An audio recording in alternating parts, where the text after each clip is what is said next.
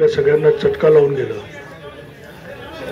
कैलासवासी अण्णांच्या माध्यमातून आम्ही दोघेही सगळं आमचं मित्र परिवार सदाभाऊ आम्ही सगळे एकत्र हे करत होतो।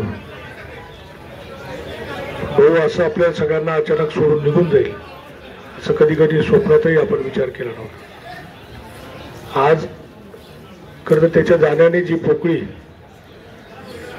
संपूर्ण परिवार आम्हा मित्र परिवार सगळ्यांवर झाली त्यातून सावरण्याची परमेश्वर सगळ्यांना शक्ती देव, त्याच्या आत्म्यास चिर शांती लाभो ही प्रभूचरणी प्रार्थना करतो आणि या ठिकाणी मी भावपूर्ण श्रद्धांजली अर्पण करतो। जोरेकर, जळगावचे आपले लोकप्रिय आमदार राजूमामा भोळे, तसेच महाराष्ट्र मजूर फेडरेशनचे संचालक मान्य रोहितदादा निकम यांच्या वतीने, तसेच आता आपल्या सर्वांच्या वतीने आपल्या तालुक्याचे आमदार आदरणीय मंगेश दादा चव्हाण आपल्या सर्वांच्या वतीने या ठिकाणी श्रद्धांजली अर्पण करतो।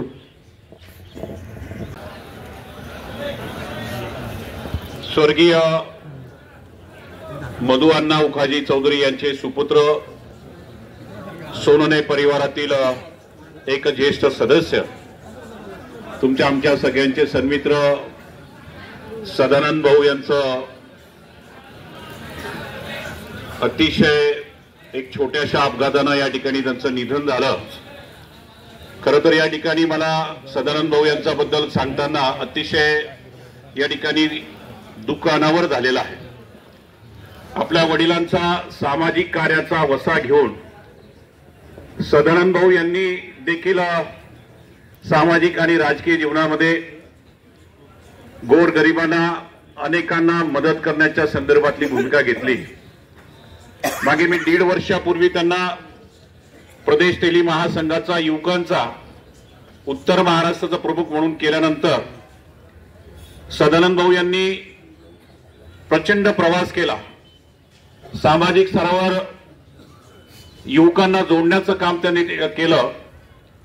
चाळीसगाव नगरीमध्ये देखील या ठिकाणी सर्व जाती धर्माच्या लोकांना सातत्यानं मदत करणं, त्यांच्या सुखदुःखामध्ये सहभागी होणं, अशा प्रकारचे अनेक पुण्यकर्म त्यांनी केलं। मी या दुःखद प्रसंगी जास्त बोलणार नाही, परंतु ज्याचा नावातच सदानंद होता तो आपल्या करिता या ठिकाणी सदासाठी या ठिकाणी सोडून गेला।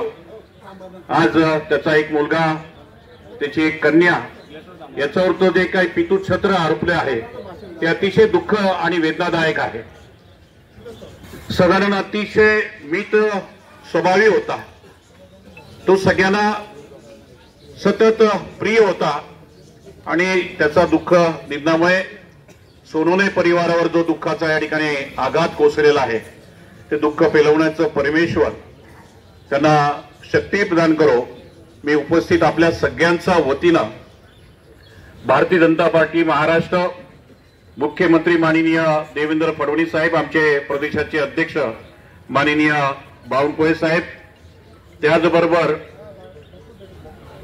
उत्तर महाराष्ट्राचे नेते गिरीश भाऊ महाजन, आमचे स्थानिक इथले आमदार मंगेश दादा असतील आणि मामाजी भोळेजी इथे आलेले आहेत, त्या सगळ्यांच्या वतीनं मी सदानंद भाऊ यांना विनम्र श्रद्धांजली अर्पण करतो।